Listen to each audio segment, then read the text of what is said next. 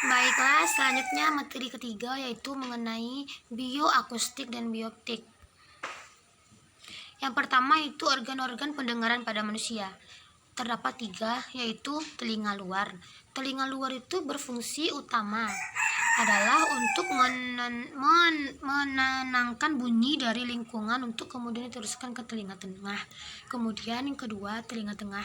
Fungsi telinga tengah yaitu untuk mengubah gelombang bunyi yang ditangkap telinga luar untuk menjadi getaran. Yang ketiga, telinga dalam. Fungsi telinga dalam adalah untuk mengubah getaran dari telinga dalam menjadi impuls listrik dan meneruskan melalui saraf menuju otak. Seperti gambar ini.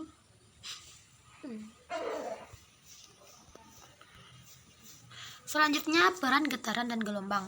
Suara yang terdengar akan masuk ke telinga sebagai getaran. Getaran tersebut merambat ke dalam saluran telinga hingga mencapai gendang telinga.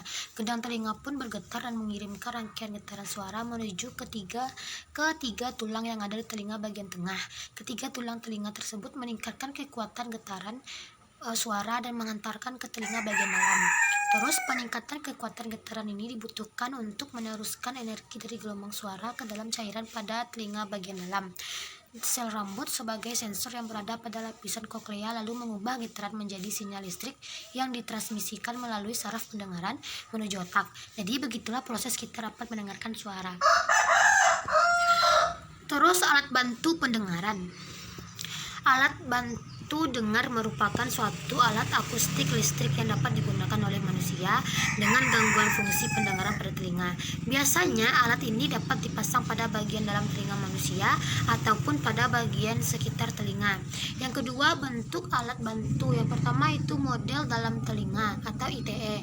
Alat bantu dengan model dalam telinga atau in the ears atau ETC dapat digunakan untuk penderita gangguan pendengaran kategori ringan sampai kategori sedang. Yang kedua itu model belakang telinga atau BTE, digunakan pada kondisi kerusakan telinga kategori ringan sampai berat.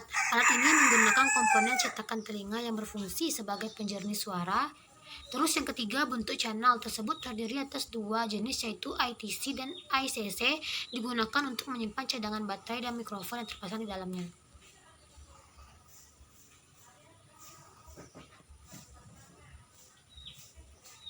Seperti ini.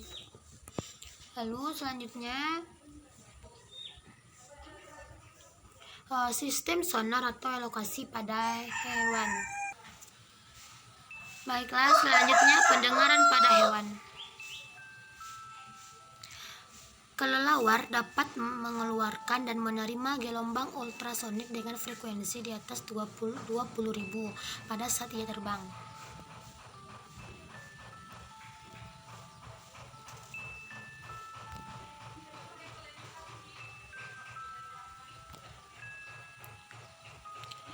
Kelelawar, gelombang yang dikeluarkan akan dipantulkan kembali oleh objek yang akan dilewatinya dan diterima oleh receiver yang berada di tubuh kelelawar.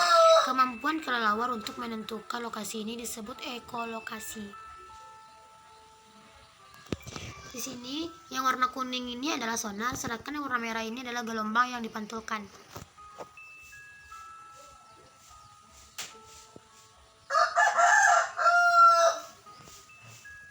Yang kedua itu lumba-lumba. Lumba-lumba mempunyai sistem yang memungkinkan untuk berkomunikasi dan menerima rangsangan, yaitu sistem sonar atau sound navigation and ringing. Terus bagaimana cara kerja sistem sonar pada lumba-lumba?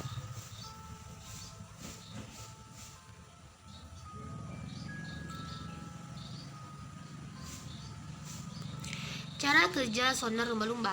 Lumba-lumba bernafas melalui lubang yang ada di atas kepalanya. Di bawah lubang ini terdapat kantung-kantung kecil berisi udara. Agar dapat menghasilkan suara berfrekuensi tinggi, lumba-lumba mengalirkan udara pada kantung ini. Kemudian bunyi ini dipancarkan ke segala arah secara terputus-putus. Terus gelombang bunyi akan dipantulkan kembali bila membentur suatu benda, atau pantulan gelombang bunyi tersebut ditangkap di bagian rahang bawahnya yang disebut jendela akustik. Dari bagian tersebut, informasi bunyi diteruskan ke telinga. Dari bagian tersebut, informasi bunyi diteruskan ke telinga bagian tengah dan akhirnya ke otak untuk diterjemahkan. Lalu yang selanjutnya nomor 3 itu paus. Evaluasi paus adalah keberadaan organ pemancar gelombang ultrasonik alami yang berguna sebagai ekolokasi untuk memburu mangsa, berkomunikasi dan menghindari halang rintang bawah laut yang gelap dan memiliki jarak pandang terbatas. Gelombang ultrasonik mamalia laut yang masuk dalam ordo Cetacea ini muncul dari organ bernama melon, terletak di bagian paling depan tengkorak, berbentuk seperti bulatan, seperti mirip buah melon dan terbuat dari jaringan adiposa, lemak, dan lapisan lilin alami. Selanjutnya struktur dan fungsi indera penglihatan. Yang pertama itu kornea. Kornea berguna sebagai tempat keluar masuknya cahaya pertama kali sebelum cahaya nantinya bisa masuk ke sel-sel penerima pada bagian dalam mata. Yang kedua pupil. Pupil berguna untuk mengatur banyak sedikitnya cahaya yang akan masuk ke dalam mata. Yang ketiga retina. Retina ini ada di bagian dinding terdalam yang berguna untuk menangkap bayangan benda. Yang keempat selaput putih berguna untuk melindungi struktur mata sekaligus membantu mempertahankan bentuk mata. Yang kelima lensa mata memiliki kemampuan yang dinamakan daya akomodasi. Yang keenam saraf optik berguna untuk meneruskan informasi visual dari sebuah benda yang diterima oleh retina menuju otak. Yang ketujuh koroid berguna untuk menyuplai oksigen serta nutrisi ke bagian-bagian mata yang lainnya terutama retina. Terus alat optik buatan, lup atau kaca pembesar dan mikroskop. Cahaya memantulkan objek dan mengirim pada garis lurus menuju mata Anda. Cahaya melalui kornea menuju pupil dan diteruskan ke lensa mata. Kornea dan lensa membelokkan atau membiaskan cahaya agar difokuskan ke retina. Ini cahaya dan di sini retina. Kita mengarah ke sini.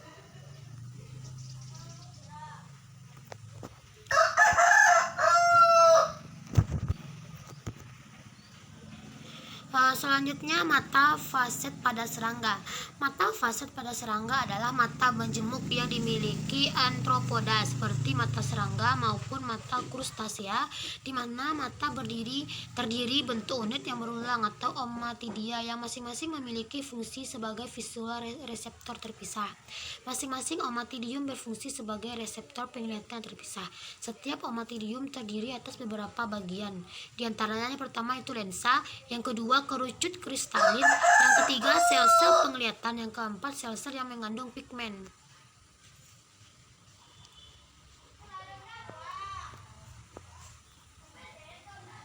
Selanjutnya warna pada bulu burung merah. Warna terang dari bulu burung merah juga dipengaruhi oleh interferensi.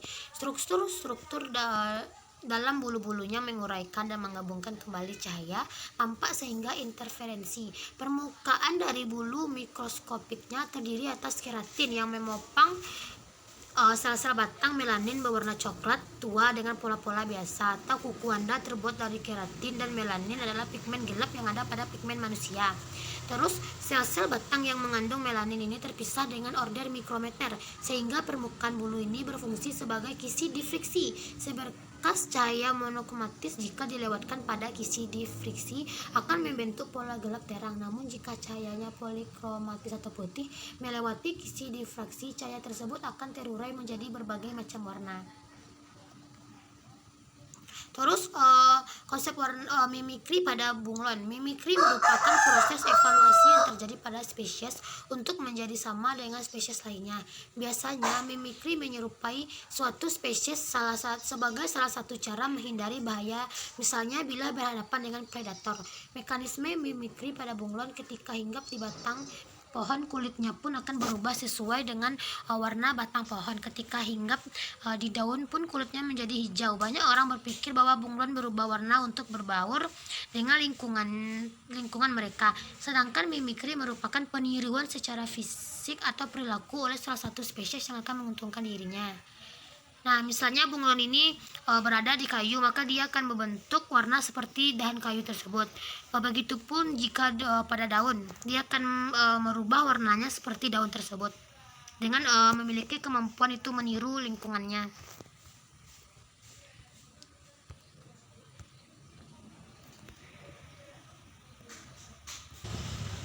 Lalu surat yang berkaitan dengan materi ini yaitu surat An-Nahl ayat 78 yang artinya, dan Allah mengeluarkan kamu dari perut ibumu dalam keadaan tidak mengetahui sesuatu pun, dan Dia memberimu pendengaran, penglihatan, dan hati nurani agar kamu bersyukur.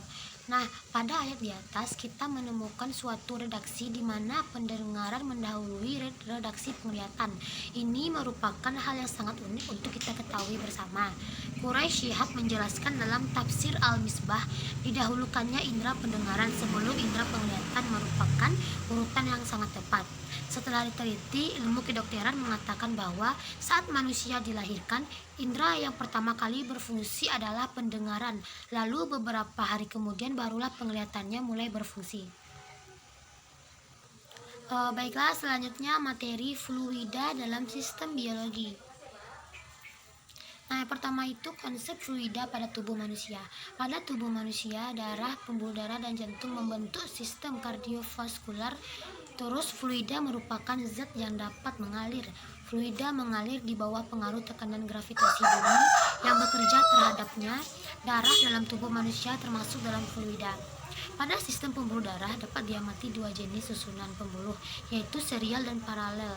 Pada prinsip fluida, sistem aliran paralel memberikan tahanan total yang lebih rendah dibandingkan sistem tahanan serial sesuai.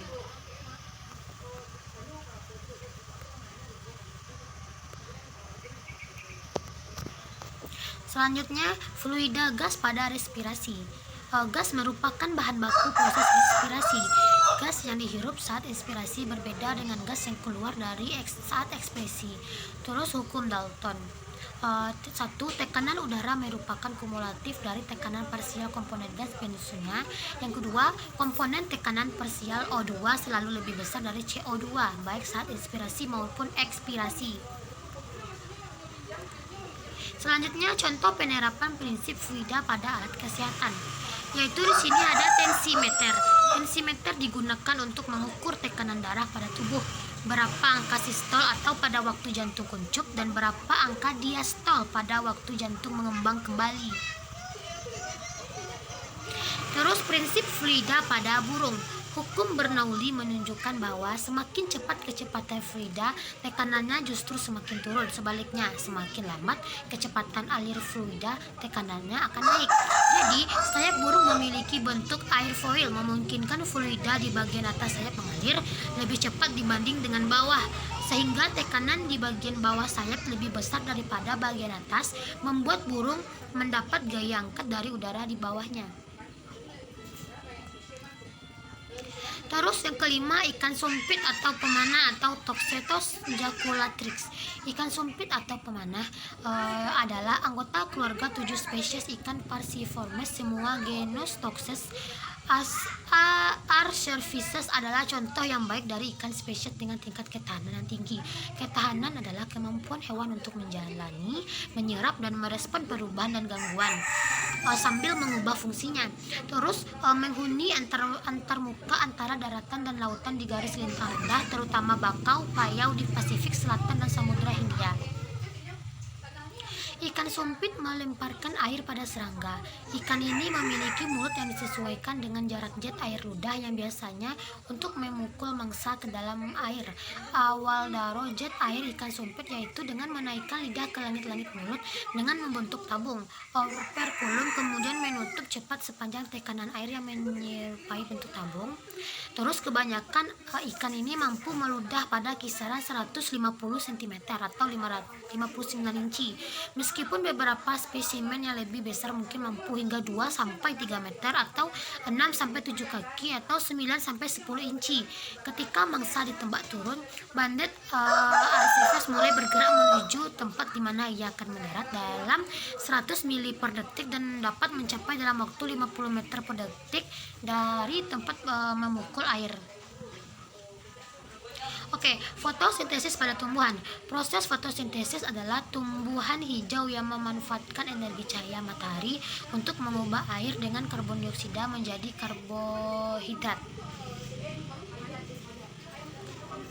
Selanjutnya yaitu proses fotosintesis pada tumbuhan. Baiklah, selanjutnya itu apa itu proses fotosintesis?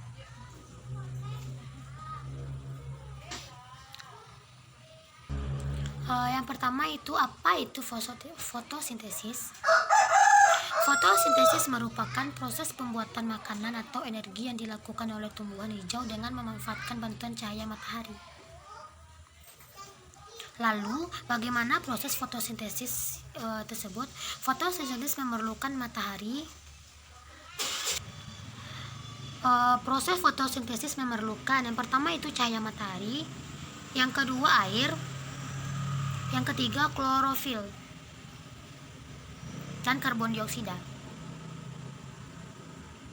Bagaimana proses fotosintesis berlangsung? Bagaimana proses fotosintesis itu berlangsung? Yang pertama itu mula-mula akar menyerap air yang diperlukan tanaman untuk fotosintesis. Kemudian air yang diserap oleh akar kemudian dialirkan ke batang lalu menuju daun.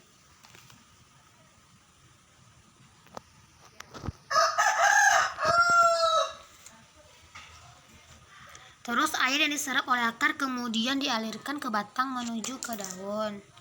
Terus pada daun terdapat zat hijau atau klorofil.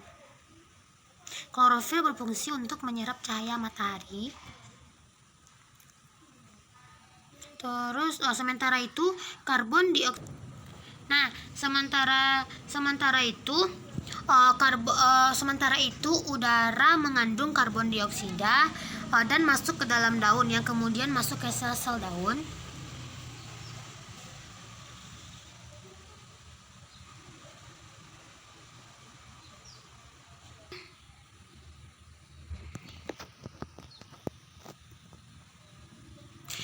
Selanjutnya pada daun akan terjadi beberapa proses kimia yang menghasilkan glukosa dan oksigen.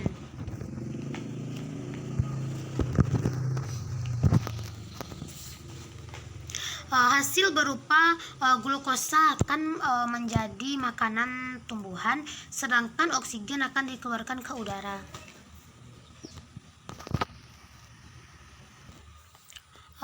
Terus selanjutnya konsep fisika pada proses naiknya air dari akar sampai daun. Mekanisme pengangkutan air dari akar sampai daun ini melalui dua cara, yaitu ekstravaskuler atau di luar berkas pengangkut. Yang pertama itu apoplas, yang kedua simplas. Selanjutnya intravaskuler atau di dalam berkas pengangkut. Yang pertama itu tekanan akar, yang kedua kapilaritas batang, yang ketiga daya hisap daun. Ayat Al-Quran yang menjelaskan tentang fluida itu terdapat dalam surat Al-Jathiyah ayat 5, yang artinya, dan pada perkisaran angin terdapat pula tanda-tanda kekuasaan Allah bagi kaum yang berakal.